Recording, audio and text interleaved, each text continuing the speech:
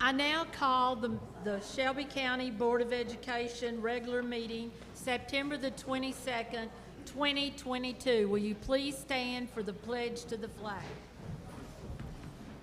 I pledge allegiance to the flag of the United States of America and to the republic for which it stands, one nation, under God, indivisible, with liberty and justice for all. You may be seated.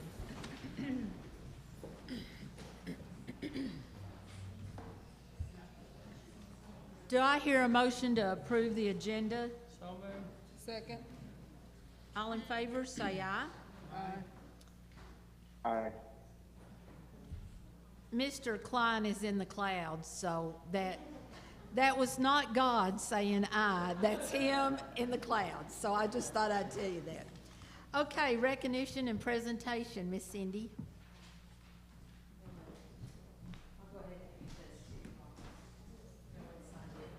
Okay, thank you.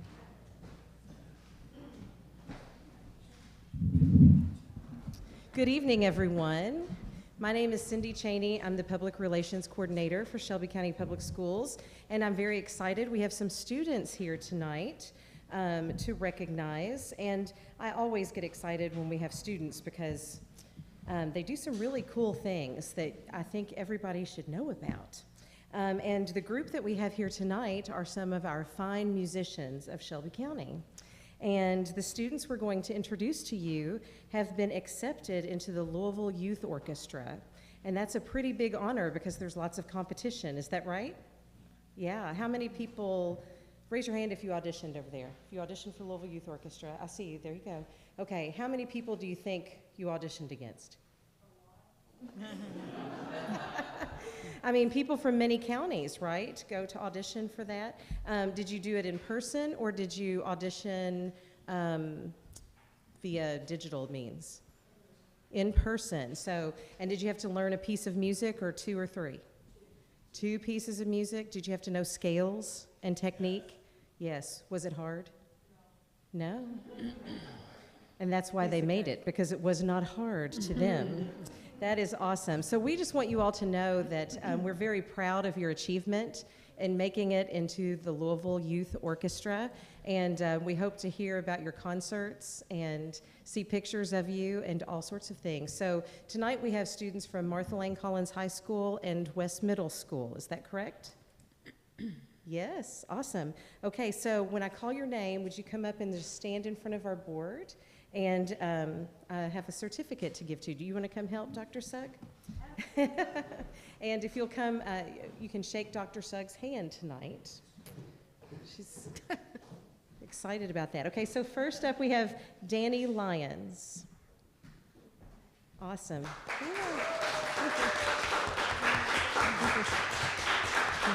Stay right there, Danny. Don't move. Remain up here. Don't go anywhere. Danny, what do you play? What instrument? French horn. Oh, awesome. Next, we have Dalton Vogt.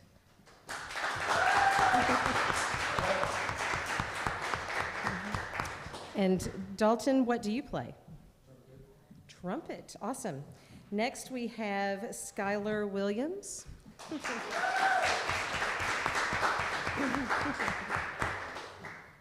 Skylar, what's your instrument? Tuba. I would not have guessed that. That's amazing. Okay. And Jocelyn Overa Lira. Did I say that okay?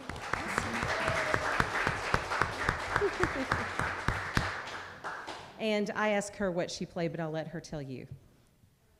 Violin. That's amazing. We're very proud of you all, and I'd like to get a picture of you if you'll stand right there. And Dr. Sugg.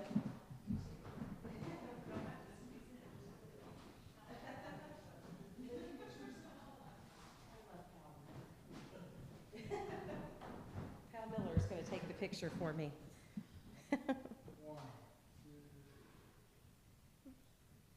Good, and we want to make sure that we mention that your instructors are very encouraging in these endeavors, aren't they?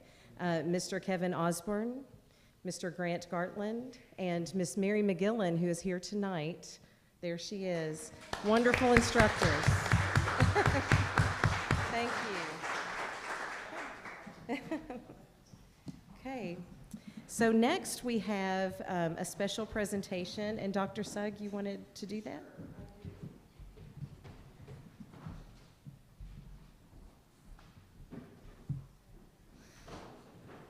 Last year, everyone in the district voted on 6 core values that we thought everyone in Shelby County Public Schools should live by. And so this is really our 6 that we hold near and dear. And I can tell you that all of our staff are striving to always meet these, I think, high-level core values. And so when we started this last spring, we were thrilled that we had so many great nominations toward the end of the year, and we made some recognitions on the last day of school. And so we decided this year to start and have people recognized all through the year.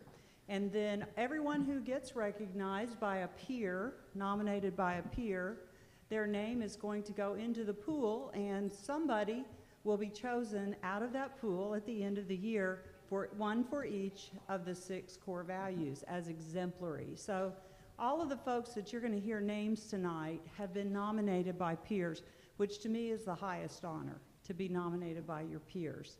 And we do have one we pulled out. Doesn't mean that it's better than the others, but it's just one that every month we'll probably find 1 or 2 that we really want to share with you, because they do really touch a nerve, kind of hit the chord. So I'm going to read what was sent to me about 2 weeks ago. Dr. Sugg, we moved into MCM. My son was a 7th grader, and he happens to have autism. And I will tell you, I talked with the parents, and they were happy for us to share any and all. But we're not going to say the name of this student, because we do want to maintain confidentiality, even though the parents were very, very excited to share this news. So this 7th grader has autism. He is in all mainstream classes at MCM with exceptional child support, and also his IEP accommodations. And they moved to Simpsonville from out of state. And he is new to the district, so obviously they're very concerned about the change of school and all of that, and they said that there is just no way to express how much that their student has been welcomed into the family at MCM. The credit belongs to the team. And if you know the 6 core values, one of them is teamwork. No one can do it alone. MCM's leadership and teaching team and the ARC team, that's the chair that looks over the IEP for our students, have been nothing short of outstanding. I can't stress to you enough how the team took the precious time to really get to know my student as a new person and on a personal level, optimizing the way they engage with him, communicate with him, inspire him, and coach him. The team has also been extremely good at listening, allowing us, the parents, the opportunity to provide history, tips, background on my student, and to maximize the odds for success. They genuinely care about him, about us as parents, and about our collective success. This just doesn't happen everywhere. They have our full support, and we have theirs, and it shows. So it's really a team including home and the school. They said everyone feels the empowerment potential of a truly comprehensive team wrapped around this student. Finally, the team's communication and responsiveness with them as parents has been nothing short of phenomenal, even in the weekends and evenings. Just couldn't ask for more as a parent. So, this person nominated, outside of our school actually, nominated Miss Donna Jones, Mr. Jason Midkiff, Ms. Karen Watson, Ms. Brianna Leonetti, Ms. Melissa Chesterfield, Miss Melissa Groves, Mr. Corey Logston, and Mr. Spencer Hammond, all of them wrapping around their son. We wanted you to know that we, for one, know that we could not be in better hands for our child. So, tonight, the very first time we recognize at the board meeting the inspiration of Shelby County Core Values Recognition, we're recognizing that team of educators from MCM. So stand up and let's just give you a round of applause.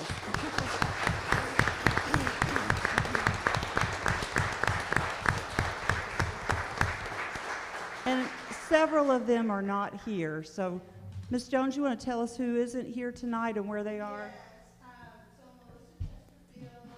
Do you want to go to the speaker?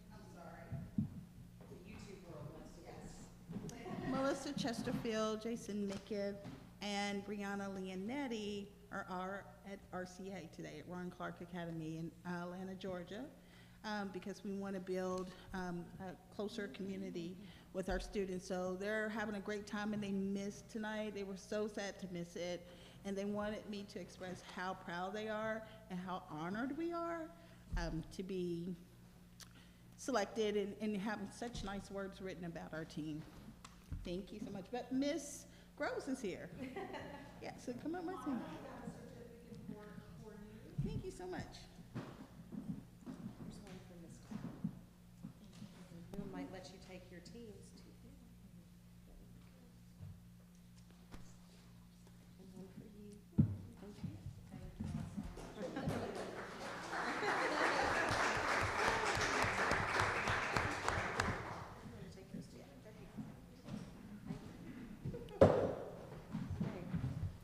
So we started with the teamwork representatives, and this is going to be like a teacher on the first day of school. Now I am going to read the nominees for each core value for the month of September.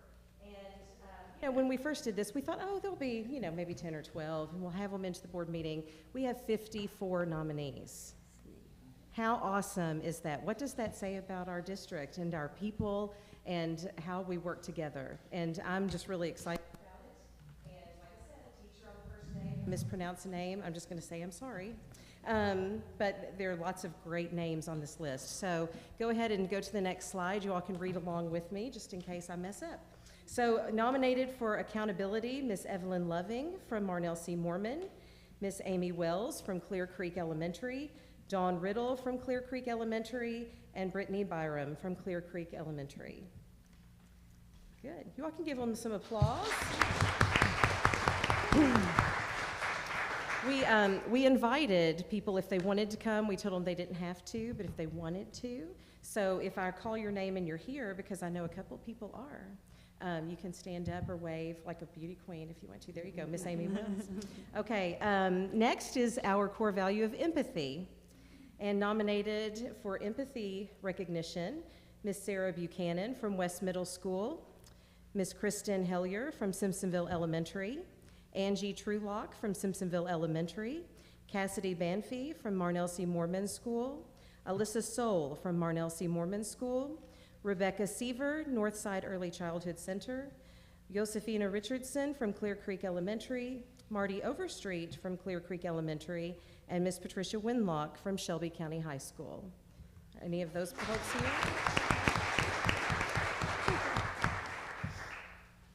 For growth mindset, Miss Nicole Grenier from East Middle School, Karen Halber from Simpsonville Elementary, Jordan Chavez, Marnell C. Mormon School, Artavia Acklin, Painted Stone Elementary, Tracy Spreitzer, Northside Early Childhood Center, and India Williams from Clear Creek Elementary. And I know Miss Artavia is back there tonight.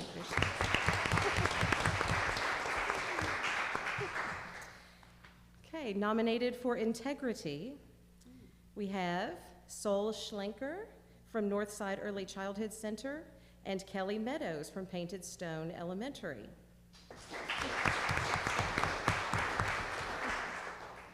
For professionalism, we have Kenneth Edwards from East Middle School, Donna Fawbush from Painted Stone Elementary, Megan Mattingly from East Middle School, Sarah Connor from East Middle School, Erica Blankenship from Simpsonville Elementary, Amy Owsley from Marnell C. Mormon School, Laura Olquin from Northside Early Childhood Center, Dawn Raymond from Clear Creek Elementary, and Kathy Shelf from Southside Elementary. And I know we have Miss Donna Fallbush here with us tonight.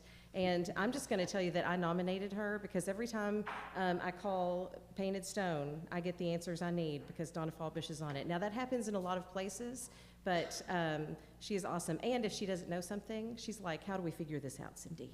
And I love that about her. So thank you for coming tonight, Donna. And I love this list. The next list is teamwork. And look at that. Wow. Are we all not great team people?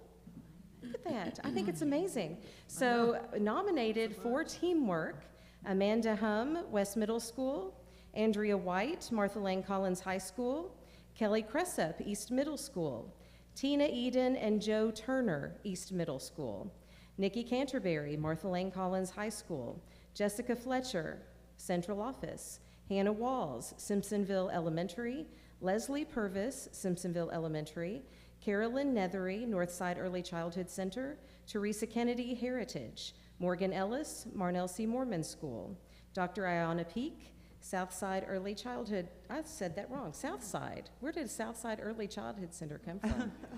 I will fix that before I put it in the newsletter.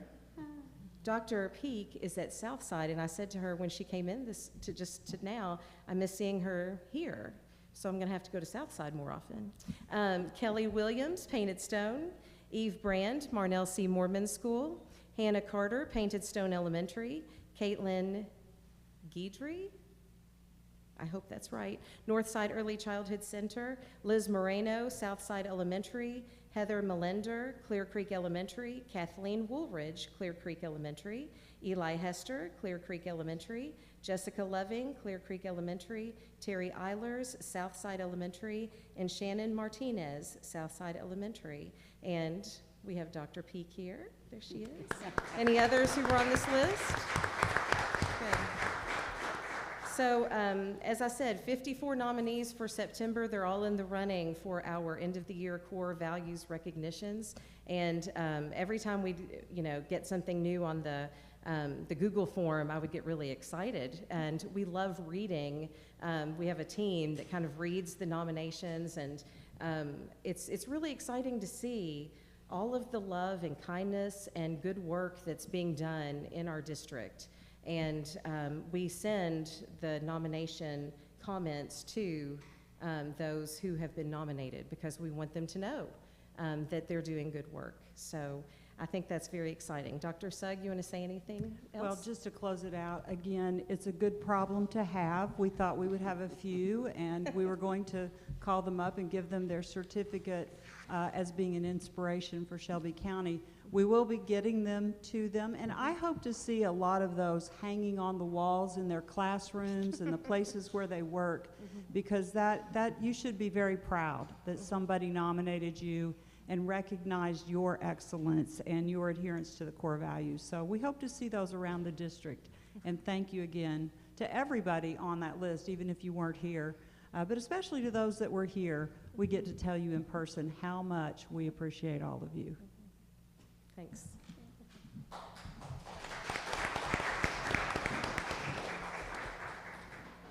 Okay, 1D, discussion items. Next, Superintendents Report. All right, well, September is quickly coming to a close. Believe it or not, we are slowly inching our way into almost the first quarter of the school year, which is hard to believe, but our routines are very well established. The rhythm of the school year seems like a normal school year in a lot of ways, pre-pandemic school year. I will say one of the things that we are noticing is learning gaps.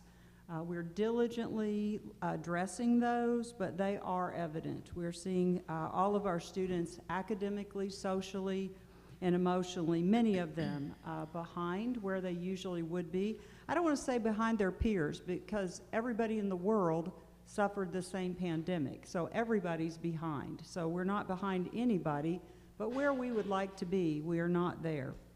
Our interventions continue. We've been doing a lot of interventions over the last couple of years using our state and federal COVID relief funds.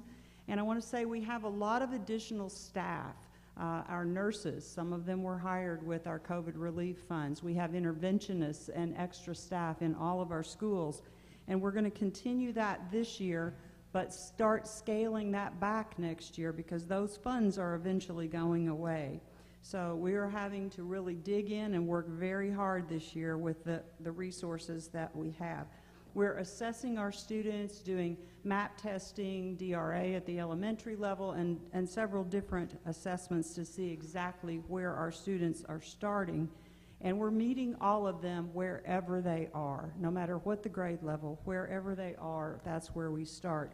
But our goal is to make at least and hopefully more than 1 year's growth for every one of our students. It's a difficult task. I know our staff is up to it. I know they're committed to that goal, but it is a very difficult task. So in along that, one of the things that we do is our 30, 60, 90-day meetings, and during the summer leadership retreat, we looked at lots of data, and all of our school leadership teams set year-end goals and then worked backwards. So where do you want to be in May? Where do you want to be in June? And they all worked backwards from that and set goals around 3 things. 1, academic achievement. That's number 1, specifically in reading and math. And then also some of our schools added other subject areas like writing or science. We're working on everything, but some of them felt like reading and math were the 2 big areas that they needed to focus on the most. So everyone is working on those. And then also they're working on our profile of a graduate competencies, because we know if you don't have those competencies in hand, you're not going to be successful in anything in life. So those are really important to being successful in any area. And then also our citizenship and life skills. We all know that citizenship and how we live our lives are things that need to be taught.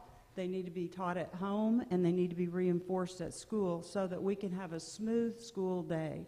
So every single school leadership team sits down with a leadership team from our central office once a month, and we look at their data they've collected. We look at how far they've come along with those goals, and the whole point there is to collectively determine what resources we can put in place and how we can work together to continue and further their growth. So we're holding ourselves accountable at central office. Schools are holding themselves accountable, and we're showing our students how to hold themselves accountable for making that 1.5 years or more growth this year. So we've had that first round of 30-day meetings, and we will quickly be moving up on 60-day meetings before you know it. So that's really what our focus is this year. I also wanted to mention, because I usually mention staffing, for the first time we are fully staffed for special education ECE jobs. I can tell you though, we still need substitute teachers in all areas. We will never turn a substitute teacher away. And in the classified area, we do need custodians, and we're doing okay on bus drivers, but we need more. You know, we have enough to cover routes, but we definitely need more. And if any of you are listening in, you can go to Indeed and look for those classified positions. We do hire from there, and then also our website. So anybody that is interested, we are still hiring and probably will be all year. I was also very busy, in addition to those things I mentioned, to do some other things. And Guy, if you'll move to the next slide. This is just a picture of Mr. Roberts. And I believe he's from a longtime educator's family here in Shelby County. He's a new teacher, newish. And so visiting around the county in classrooms, I've been in classrooms. I've been able to get in classrooms actually more this first month than I have the last 2 years in the first month of school. So I'm excited about that because that's where I really enjoy being, and had some great visits today and yesterday, and we'll continue to do that. But anyway, we've spent a lot of time, the folks here at Central Office, getting into schools and meeting our new teachers and just checking in on kids and seeing what's happening in their classrooms. The next one is very important. This is a statewide committee, coalition to sustain the education profession. Everybody knows there's a teacher shortage nationwide, and KASA just began this coalition. It's actually led by Dr. David Meinschein from Livingston County and Dr. Terry Harden from Hardin County. And then there are two subcommittees, and I'm working on the one that is to recruit new teachers, and I'm working on that with Dr. Thompson, who is the head of Council for Post-Secondary. And then the other arm of that is there's one for recruitment, one for retention, and the other arm of the committee is chaired by Commissioner Glass and Dr. Robbie Fletcher from Eastern Kentucky. So there will be, and you see there, Jacqueline Coleman is a part of that. We had we had several of our legislators that are actually volunteering to be a part of this. We're just organizing and getting that started, but looking at what kinds of resources and how can we think differently about certification and about compensation and benefits and things like that to help sustain the education profession in Kentucky. So I'll be reporting back to you on that. I'm really excited about that work and honored to be a part of it. The next one, I got to see some cows. And I was, during Leadership Shelby, we had Agriculture Day, and it was sponsored by a lot of Farm Bureau, of course, and a lot of the farmers around the county. And so we got on a big bus. Well, we got on the trolley. We didn't get on a bus. We got to ride the trolley all day, and we went from farm to farm. And so it was really an interesting day. I knew agriculture was such a big part of our county and had been very closely aligned with some of the things going on at Farm Bureau, but there were lots of things I learned that I did not know about Shelby County. One of the things that I'd heard before, but I wasn't really sure if that was true, and it is, 85% of Shelby County is still zoned agricultural. So we don't need to be scared of the future. We need to have growth, but growth that is also very controlled. So that was a great day, looking at all the agricultural things happening in Shelby County. Then the next slide is all about professional learning. You know, as our staff learns, they get better in the classroom. So every Tuesday, there's some kind of professional learning going on, whether it's at the school level or a cohort across the district. And I'm participating this year in the cohort that is around co-teaching. So this was a small group. We were discussing where we are as a district and what we can do to get better at co-teaching, where two teachers are working together in a classroom to help better meet the needs of all students, whether they're disabled, learning disabled, physically disabled, or if they're GT students with great intellectual abilities. We need to be looking at how we can maximize our resources, our human resources, to help students. So that's a year-long cohort, and I'm really excited about that. Then I got to see the MS cheerleaders the other day.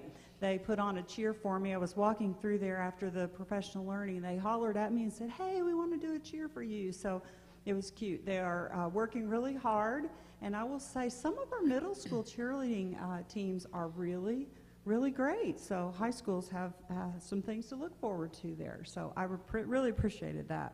And then last night, I got to see The Lion King down at the theater. And I hope I get all of these right. Cindy, I did not write them down.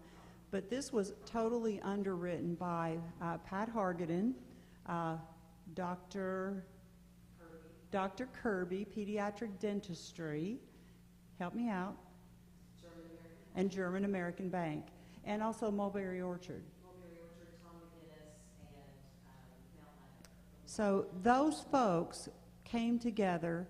They purchased all the tickets for kids to come and watch the show, The Lion King. They brought their parents with them. Everybody had a parent. But before that, what made it unique was upstairs, they were all served dinner. And it was served family style with bowls of mac and cheese and chicken fingers and green beans. And they had a little dessert during the intermission. The kids were amazing in the show, and the students in the audience were amazing. Cindy got up and gave them a little lesson about etiquette in the theater prior to the beginning of the show, and it was wonderful to see the wide eyes as they were watching that show. So if you haven't had a chance to go see The Lion King, you should, and certainly we are thankful for all of those sponsors to allow our students to be able to go and see that. And then the last one, some friends were in a magazine here. The KSBA magazine, highlighted up there in the corner, if you can see our friends, Artavia and also Mr. Phillips, in the KSBA magazine that goes out to all school board members and all superintendents across the state. So we love that picture and just wanted to add that to the report. There's a story behind that. Oh, I'm sure there is. Very seldom do I ever smile in the picture. I got it done that day. Well, we love seeing our friends advertised in the magazine, so everybody can see them all across the state. And that's my report, and if you have any questions, I'll be happy to answer them. Any questions or discussion for Dr. Sugg? Mr. Klein, do you have any questions? Guess not. Okay, next we have staff report, and we're going to have the Shelby County High School renovation update. Mr. Cordell and Tim Dolan. Tim, you're welcome to join me up here. Okay. The past month or so, primarily the work's been taking place in that same back half of the building, Phase 6, we're calling it, and then out on the ball fields, primarily. I know I need to update my slides here, so we're starting to branch out into some other sections of the building. You can go ahead and flip through to this one right here. Like I say, that's that purple color. That's primarily where we're working right now, starting to turn some spaces back over to the school. The band room, I believe, is being moved into tomorrow, if I'm not mistaken, with the chorus next week. Floor covering should be starting in there Monday, so the tail end of next week should be turning over the choir room. You can go ahead and go to the next slide. Let's see. This is basically just a written description of what I'm talking about here. Phase 1, again, that's the front entrance. The work upstairs in the media center should start ramping up again here shortly. Now the electrical contractors should be getting their work above ceiling completed so some other trades can get started. Again, Phase 6, the band and chorus areas, the cafeteria floor coverings we've talked about a couple months, that is now scheduled to take place over fall break, so that'll happen over fall break. Phase 7, the sound system in the auditorium should be completed next week. I believe there's an event scheduled here soon, so that'll be finished up in time for that. The next slide. Let's see, I do know that the home economics suites are now occupied, FMD is occupied, and I did want to mention that quite a few of the windows will be being replaced over fall break as well. There's just quite a few in some of these spaces that are already occupied. We're going to back up and catch some of those.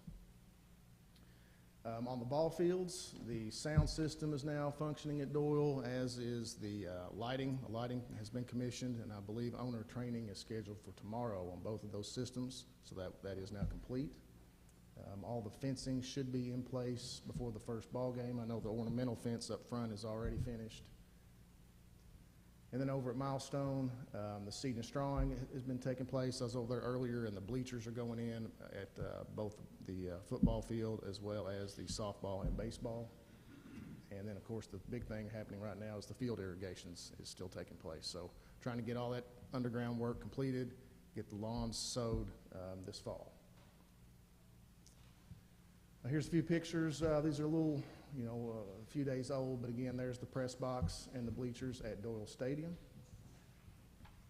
The field house itself has now been painted there in the corner, as you can see. That's prior to the new paint. Next slide. This one's a little dated, but this is kind of a view standing down by the baseball field, looking back towards the field house with softball over to your right, so you can kind of get an idea of the size of the complex there. Next one.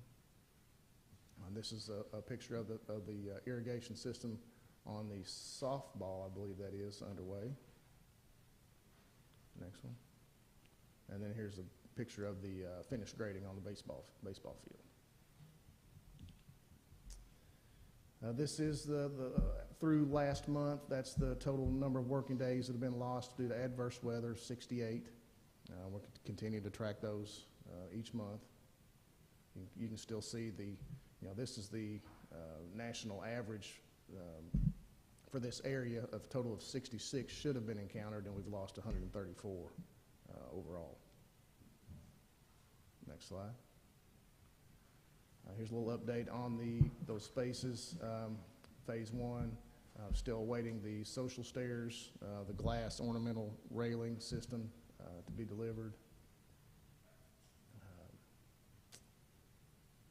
Pretty much the same dates we've seen in the last few months. Next slide. We do have 3 change orders on the agenda tonight. The first of which would be to Flynn Brothers Paving, change order 1-2. This is to fix where the new asphalt is meeting the existing back between the high school and Doyle Stadium so that it would drain properly. And then 4-4 and 4-5 are both to the structural steel contractor, Rising Sun Developing. The first of which is where some duct work was going to be passing through some areas, which was requiring some bridging to be cut out of the bar joist to allow that duct work to pass through. So some additional support had to be put in place to allow that to happen. And then at the cafeteria, new coiling doors in the cafeteria. There turned out to be some piping in a wall above those doors that was scheduled to be demolished, so a structural beam had to be put in place to support that block above. These are some change orders, most of which I believe we've already spoken to. The first one here, these are probably on the agenda for next month. That is to supply the materials for the new basketball goals and the volleyball equipment. If you remember, we created that $0 purchase order a few months back. This is to actually put the dollars on that purchase order to supply the material. 1510 to GBMC. This is a combination of some various mechanical and plumbing issues that have been encountered in the building, as well as adding some additional sinks in the art room. And then lastly, Baston Painting. That was the exterior paint of the Doyle Stadium, existing Doyle Stadium field house that we spoke of. And that's my report for tonight, unless you have any questions. Any questions? I just got some comments. Okay. Mr. Beal walked me through the other day when we were doing the rubberizing the track out there, and it's quite an operation. Putting those little rubber balls down and then spraying it with that material, and then it sort of sits up there and makes a soft surface on there. But it's really hard to figure out how they can keep that even all the way around. I know it takes a lot of, that little bitty machine, sometimes it hits a little bump or something like that, but they're having to, those 2 guys, they knew what they were doing, but we're going back and breaking all that and getting this. But I just hope that by us getting it down, we don't have nobody to come back and rip that thing or have to cut it or any way. Because it's a super job, but I know on the old Shelby County Highway, we had to cut through that and we could never get that built right back up to where it would not keep sinking. So I just hope that we got everything in place so we don't have to do that. Is that right, John? The striping should be starting here fairly soon on that as well, the striping itself. Got a little problem with some of our doors on the back for us, the shop back there. Sometimes you can go out, right, Mark? Sometimes you don't get back in because the keys didn't sort of work right. So some people need exercise, but they gotta go all the way around the building to get back in. So we just, Mr. Clark, I hope we don't catch somebody with a little wedge in there, but sometimes you're not gonna get back. So I know that that's gotta be done. Yes, sir. When you get the new doors in, so. Right. But right now, they gotta make sure the door don't shut, cause you can't get back with your key even, so. Okay, any more questions, discussion? Okay, thank you. Thank you. Okay, informational report, certified and classified report of human resource action. Any discussion? And what is this? There's an extra sheet at your table that goes along with that report. We could wait until the next meeting, but even though the board packet had already been submitted, we felt like it was more important to have our folks in classrooms, so we added the extra sheet there. Okay, does this go here, or is this 3C? Sorry. I jumped ahead, I'm sorry. That's fine. I'm surprised. Joanna, Yeah, oh, I'm sorry. When you get there, No, that's it is okay. E1. Okay, Mr. Klein. yeah, I was just going to say, I think we skipped board discussion. I don't have anything for tonight, but I think you might have skipped board discussion. I had you shaking your head no and you shaking your head yes, and I was going back and forth. Okay. Okay, board discussion. I'm sorry, we did skip that. Okay, Brenda, do you have any discussion for the board? Well, first, I apologize for being late. My niece had surgery this morning at UK emergency, so my driving skills aren't that good, and I was late getting back. I did attend the Hidden in Plain site at Marnell Mormon, and that's about the only thing I've done this week, but it was really good, and I was a little disappointed at the turnout because we needed more parents there, and I noticed that there was a youth football game going on, and it was packed. But it has some excellent information about the way drugs are being promoted to our young people and some of the ways that it's coming. And it fascinated me that with the officer that presented it, that a lot of what they're presenting or trying to convince the children to use honestly looks like regular candy that we would buy. And then I noticed on the news last night some of the tablets that they had. And the chalk is on there too. The chalk that it's a nationwide thing, but I think that it was excellent. And the next one they're going to do has to do with vaping. So I think that each of us need to get some people to come out and look at, attend this one and talk about vaping and what it does to the students in the long run, and really to the adults, because some of the adults need to come and realize what vaping does. That's it. Okay, thank you. Mr. Phillips? Yeah, I'd like to chime in on Shelby County Ag Day.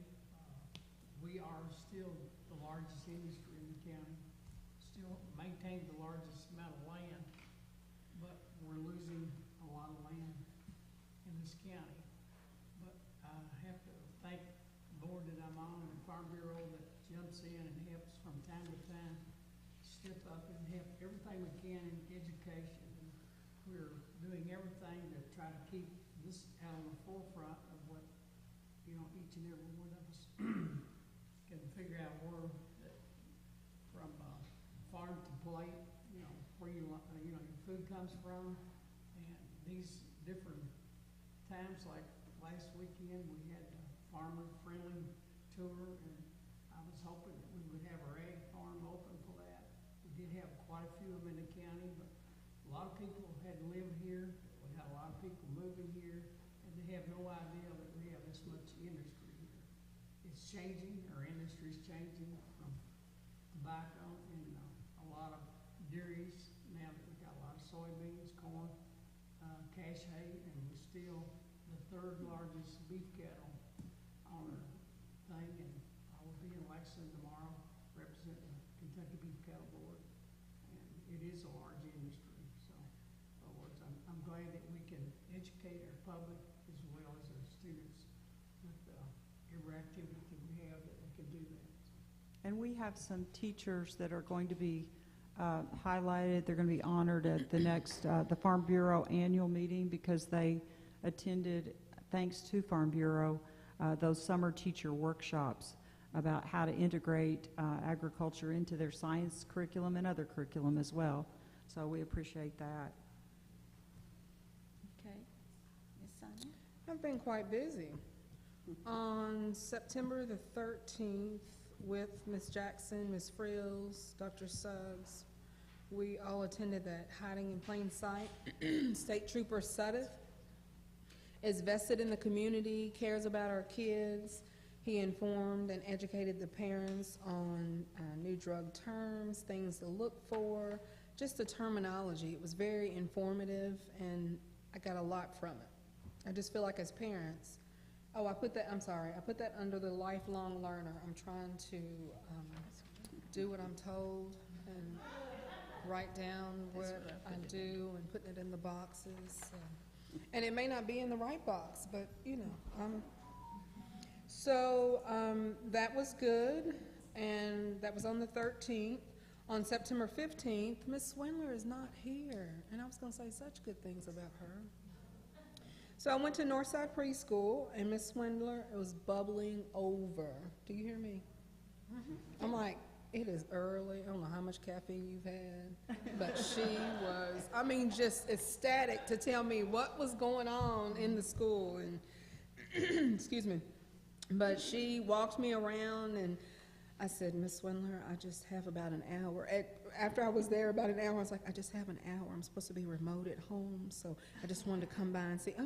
Okay, that's fine. It's so funny. But it's a lot of great things happening at Northside. So I did that on the 15th, and that's under the responsible collaborator. On the 19th, I went to Miss Tony Moore's retirement. And the media center, that was nice. They had a bunch of suitcases and telling her to pack her stuff and get out of here. No. She said, I'm gonna lay low for a while, but I'll be back. You'll see me. And today, man, I had fun today. I went to Painted Stone. I walked in and I said, good morning, PSC. And everybody turned around like, hey, good morning. It was fun. I went to the car rider line and opened doors. And I lost count of how many hugs that were given before they even got into the school. And some were like sliding out of the cars, and I'm like, we're gonna have a good day? You know, some aren't awake, but it was fun, lots of fun. But all the hugs and all the love, and they're excited to see them, and knew all of them, their names. I was just kind of standing in awe, like, how do y'all know all these babies, you know? But anyway. This was so funny. So I was standing, Miss Ackland said, you can go to line 5. And I said, okay, go to number 5. And I said, okay, try to do what I'm told. I come to work and, you know, just kind of get in the thick of it. I go to 5, and this lady come out. What was her name, Miss Ackland? Abby King. Miss Abby King is very nice. And Miss Abby King politely told me that I was in her spot. And she said, normally I do the newcomers, but when I don't have newcomers, I get to come out and greet the students. And I was like, oh, I'm so sorry. I was just told to come to 5. So we kind of traded off, and, you know, but you could tell that she enjoyed that. But she owned it. Yes. And told me that was her spot. Like, I'm not sure who told you to come here, but this is my spot. It was funny. But she was very nice about it. And she was like, we can just kind of trade off. And they see my face all the time. So it was funny. And then I moved on down a little bit more and let her have her space and her spot. Then what? Oh, I spin the wheel for the team wheel to see what team I was on. I'm on Team A for achievement. And we won in the morning meeting this morning. And I got to do the morning meeting, be a part of the morning meeting. It was so much fun. So when you hear morning meeting, I'm like, oh, she's just going to meet with the teachers and get them pumped up. No, it's the kids. And they come in, they say morning meeting, and that sounds good, but it's really like a pep rally. It was fun. So all the kids come in, and they sit down, and they, you know, cheer for their team. And so, yeah, that was fun. Then what else did I do? I was on Team A. I told you that. I spun the wheel. I thought I was on Wheel of Fortune this morning. It was fun. And then shortly after the meeting, something transpired. I'm not sure, but a teacher and a student come up, and Miss Ackland, oh, I'm not saying any names. Miss Ackland looked at me and said, You have a good day. We have something we need to take care of. So I just exited out the front door. That was my time to go. And I was like, wait, they are out of the meeting and straight to business. And I was like, okay, exit. So I just saw myself on out the door. But it was fun. It was fun this morning. So every Thursday, I'm going to make it a point to get up and go to a school in the morning before I start work. So it was fun. Those are some of the things that our students and our staff missed desperately over COVID because we couldn't gather together. Sure. And so, yeah, it's been so awesome to get back together and have those morning meetings. Such a culture builder. It was fun. Lots of fun. Mr. Klein. He said he didn't have anything. Oh, you don't have anything? I don't have anything. I went to a work session with the KSBA last Friday and did a work session on strategic leadership planning, and then had the KSBA board meeting the following next Saturday morning. And again, strong association. Meeting went well. There were no issues. The committees that I'm involved with presented our reports, and everything seemed to go well. So I'll stop at that. I know there's a lot of noise behind me. Sorry. Okay, thank you. I really don't have a lot to say. I do like to visit the schools, and I haven't got to do that as much this 2 weeks as past times. We've had a little death in the family and just various things, but I plan to get to all the schools. So I look forward to being there. I love to see the kids. I like to see what's going on in each school, and I think that's part of our role as board members. Absolutely. Okay, now then that we're back on track, 1E, Certified and Classified Report of Human Resource Actions. Do I hear a we don't need a motion. Is there any questions or discussion? School Finance, 1E, School Finances. Any questions or discussions? Okay, board action items. Consider approval of working budget for 2022-2023. Ms. Barkley.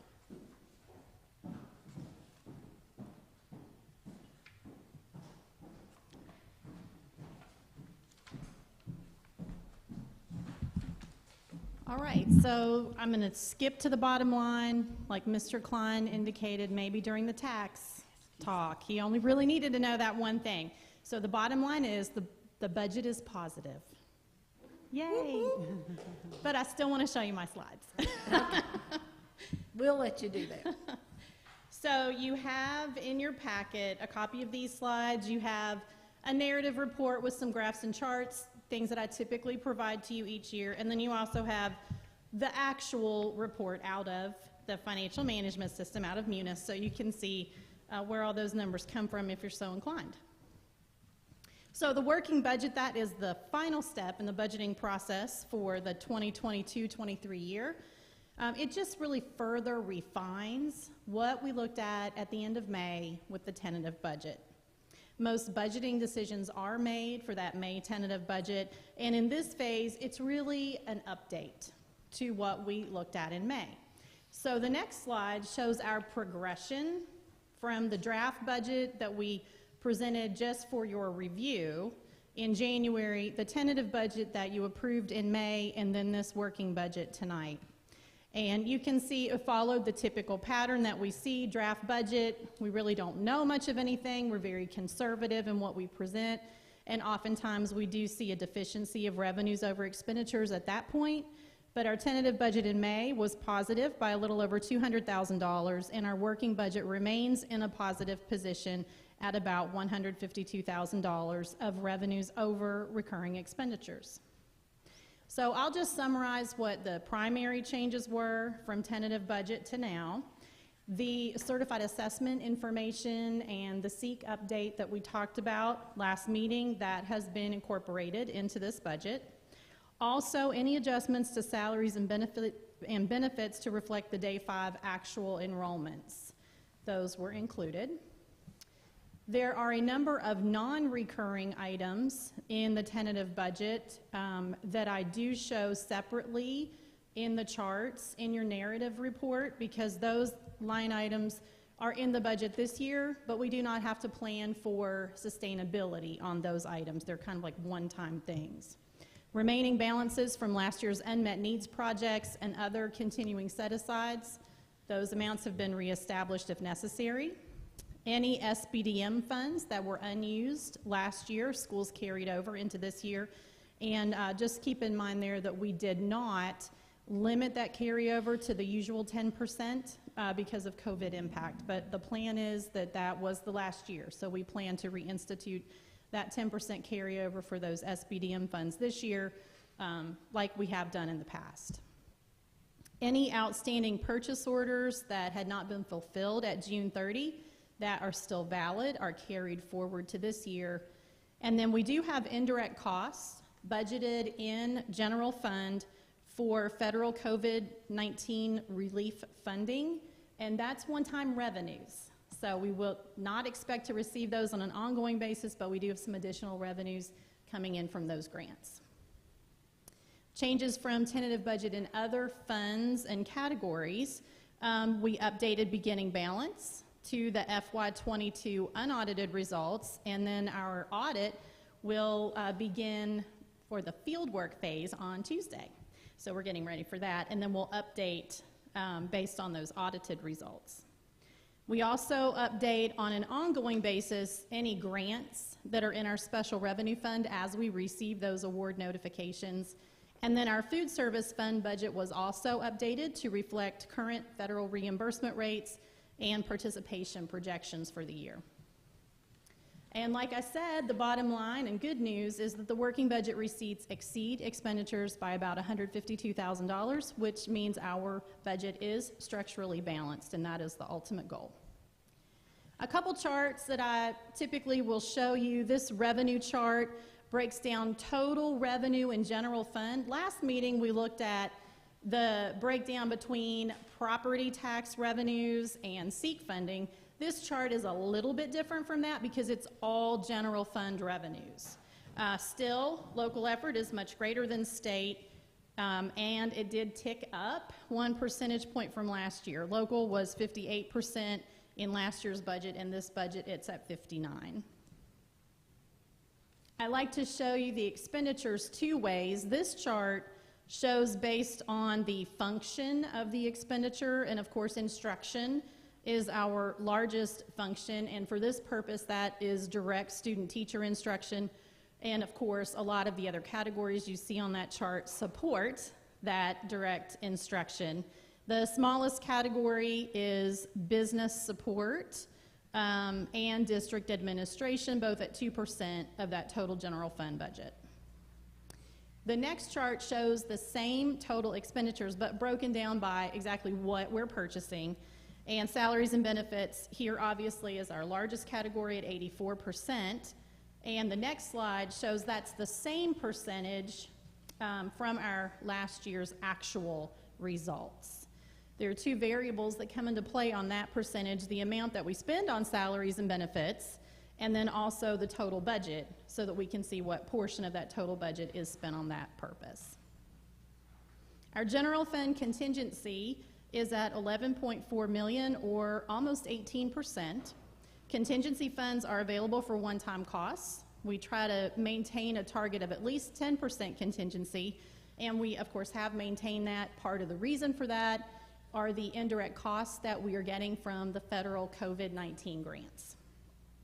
Due to efficient use of resources in last fiscal year, we'll also have unmet needs funds available for appropriation, and we'll bring those to you after our audit report is complete and we have an actual balance that we can share. Also, keep in mind that we still have $1.3 million in committed funds for future construction. That is what is left from that previous $8 million balance we carried for a long time. And then we utilized most of that $8 million balance on the Shelby County High School project. So of that, we have $1.3 million remaining. And then do you have any other questions about the budget or anything that I covered? Any questions? I just have a comment. And it has to do, and I do this all the time, with contingency. If there were a way that we could, I don't know, you can't budget that well, but instead of having a contingency this large and for one-time items, that we would be able to take some of that and direct it toward the teacher salaries. Because even with the salaries that we have for the teachers, it's harder to get even some subs or others to come in because Oldham and Jefferson pay better than we do.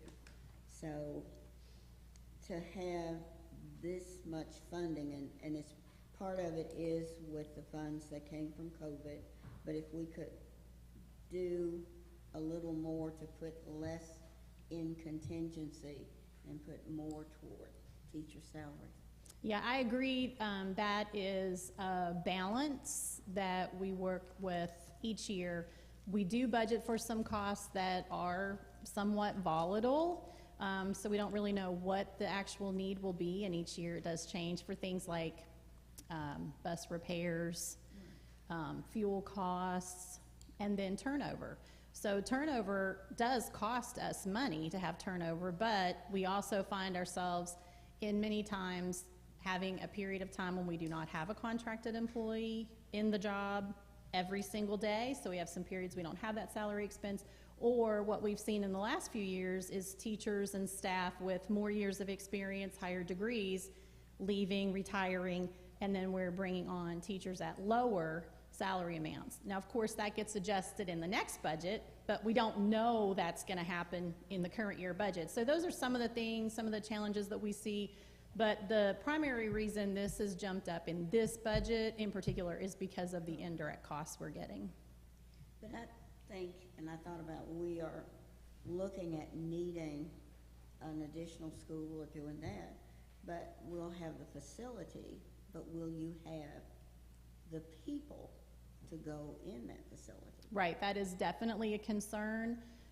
And I think you phrased that really well. The capital funding, and we talked about this a little bit last meeting, that provides brick and mortar, and that's it. And when we opened MCM, we planned for about $750,000 from general fund in order to provide those operating costs on an ongoing basis, and it turned out it was even greater than that. So it is very costly to staff and to support a new building.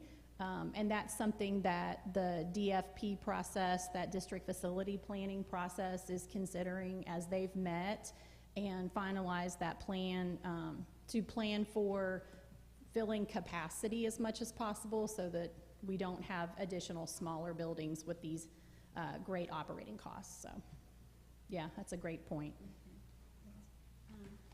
Okay. Any more? I hear what Mrs. Jackson's saying and what you talked about, but putting money into the salaries, then it comes back next year, and next year, and next year. I can't see that far ahead to really figure out how this thing's gonna travel. I know Mike is bidding diesel fuel, groceries, and everything. The way a food line is climbing, and it's hard to get a target on that. How many months are we gonna be able to buy diesel fuel at what we bought it at? I know it's coming down, but how close is it to being what it was last year when the big rise hit? Ms. Kendall, I'll let you correct me if I'm wrong, but I believe that it's down. However, it's still costly, as you pointed out. We can get you that information. Yeah, I know we got vendors, we bid it out and we try to get as much food the same way. How many companies are gonna bid it? I know everything that you pick up in the grocery store is took a rise. The other part I would like to look at is getting with her on a raise or some way we can maybe see how we can work on justifying a one-time bonus or whatever to salaries, and that wouldn't come back around in the rock like Jefferson County did this year for new teachers. I don't know where Oldham County did it or not, but that was one of the things that we really had to combat against is a student that's just got out of college and got a degree to be able to teach. All that looks really enticing to them, regardless of where they're teaching, where I can get the most money or whatever gets, stuck in my paycheck right on the start.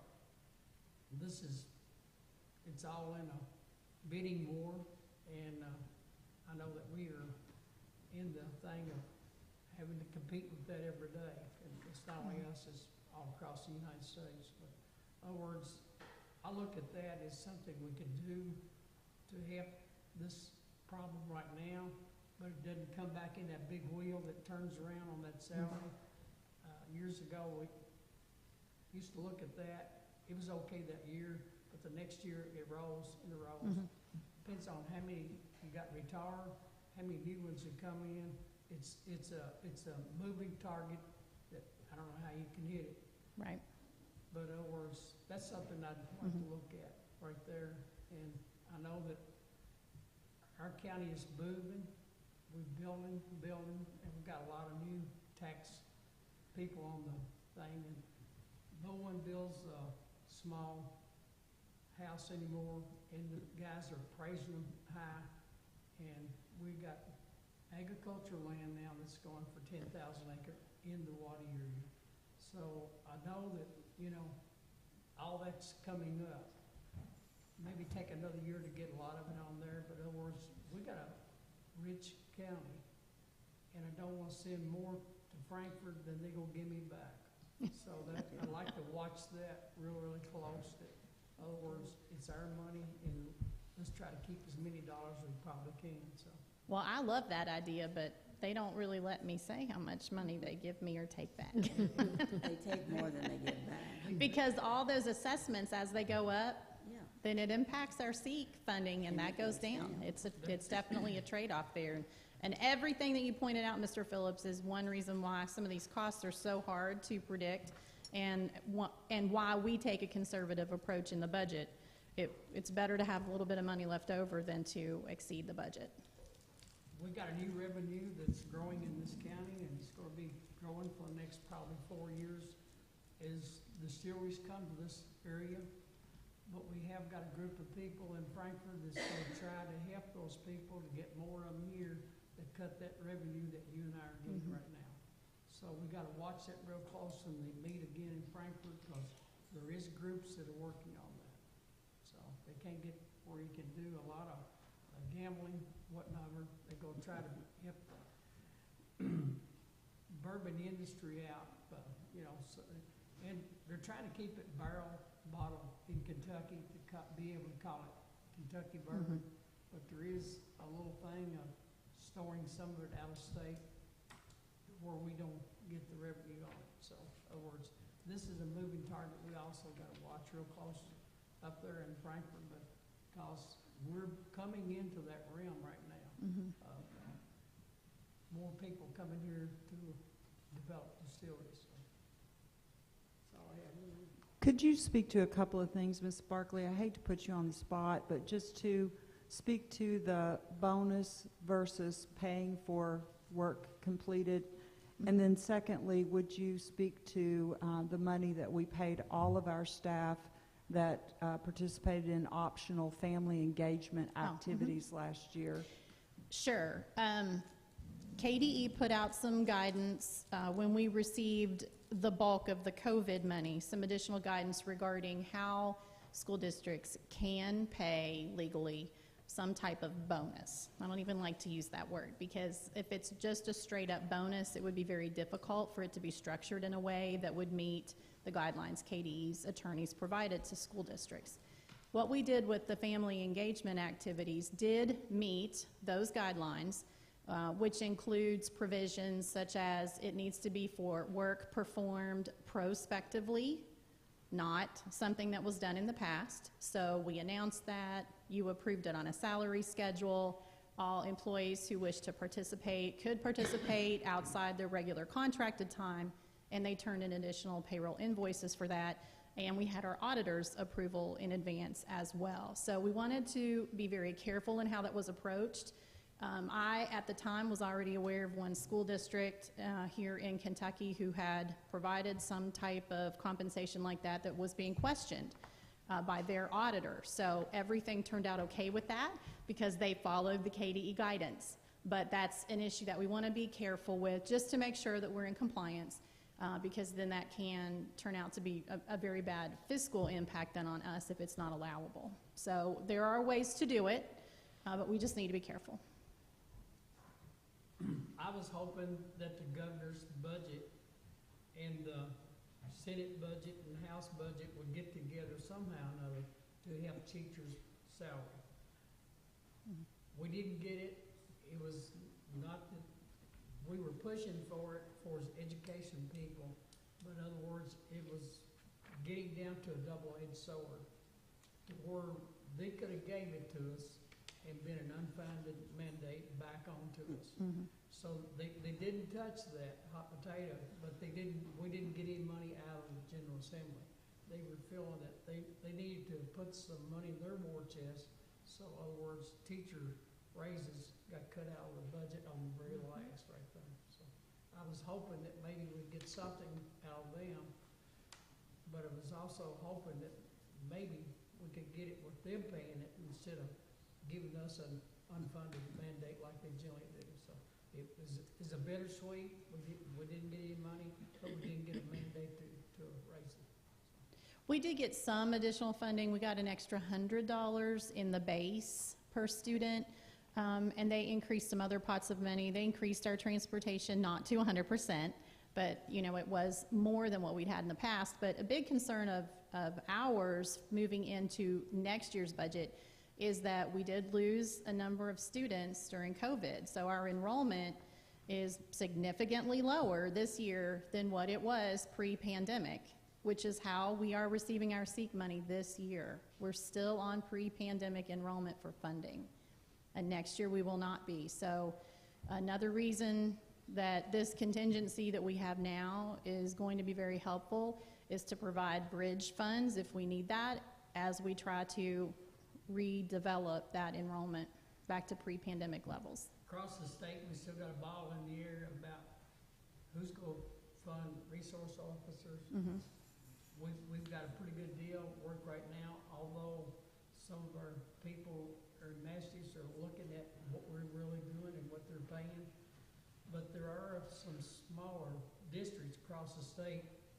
They're going to have a hard time matching what they got to have per building of resource officers. That's going to be a right smart money that there's counties that just don't have the industry that we got to do it, and it's going to put a burden on them of talking to some board members across.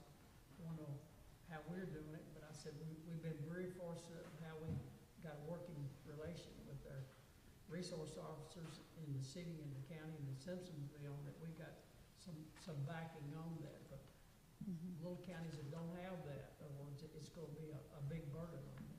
Yeah, absolutely. Okay. Anybody else? Okay, do I hear a motion to consider approval of working budget for the 2022-2023 school year? So moved. Second. Okay, all in favor say aye. Aye. Opposed? Who is that? It's not Andrew changing his Andrew voice. watching TV. Okay. 2B, consider approval of payments and claims and authorize superintendent to sign necessary documentation. Do I hear a motion? So moved. A second? Second. All in favor, say aye. Aye. Opposed? 2C, consider approval of monthly financial report, August 2022. Do I hear a motion? So moved. So moved. Okay. Mr. Klein, second. Mr. Phillips made the motion. Any discussion? All in favor, say aye. Aye. Opposed? D, consider approval of the revised salary schedule. So moved. Do I hear a motion? Okay. I'll second it. Sonia made the motion. and Alan second. Any discussion? Well, I'm tickled to death with this because Well, you just tell us all about I'll it. just tell you all about You it. just tell us all about So, It's something that we've needed to do for a long time, and I repeat, you all heard me say this, is to raise the sub salary. And it looks like we're gonna do it, and maybe sometime we can do a little bit more. We've got to have subs, and we've got to have qualified subs. And a lot of the retired teachers are not doing it anymore because the salary was dropped a lot. It was just dropped. And you all have heard me on that bandwagon before, so it makes me so happy to hear this, and all you in YouTube land, if you're a sub, you're gonna wanna see what this is like, so. We have a motion and a second. Does anybody else want to discuss that? Sounds like a teacher's comments to me. It is, and as a sub, I subbed for 8 years, and my salary went down. Of course, I was doing it so I wouldn't go crazy staying at the house, but the money was good. I started out making $136 a day, and all of a sudden it dropped down to $108. Now, you all, that wasn't right. I don't care how we had to cut and do that. The teachers and the teacher subs should not have been cut. So I'm done. Just another comment, we did also include sub pay in the 3% across the board, did we not? So they got that. This is in addition to that. And we're still looking to see if there's another way that we might possibly be able to do a little bit more. So we're not finished, but this is another step. And I can say thank you for all the retired teachers and subs. Okay, let's have a vote. All in favor, say aye. Aye. Opposed? Aye. Okay, E, consider approval of revised BG1 for BG 22-410 Milestone Academy Boiler Replacement Project and request for additional contingency fund. Do I hear a motion? So moved. Okay, Second. Alan made the motion, Sonia second. Any discussion? Y'all having any trouble getting it landed in there?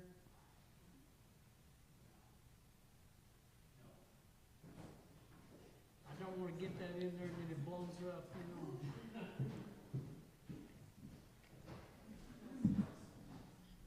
It's almost too good to be true. No, we just finalized our contracts with the contractors, so we're just needing to get started.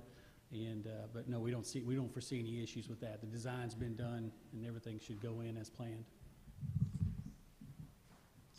Any more questions? All in favor, say aye. Aye. Opposed?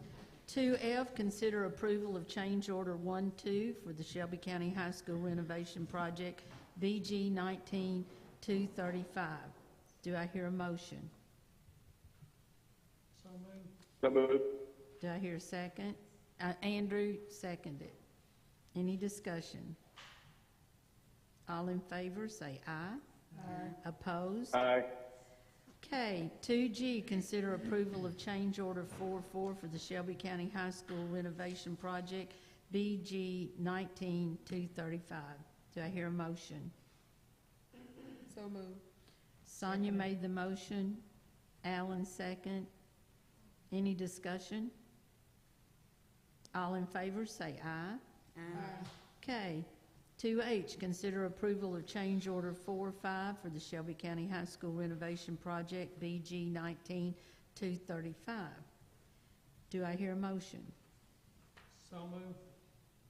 Okay, Alan made the motion. Do I hear a second? Second. Brenda second. Any discussion?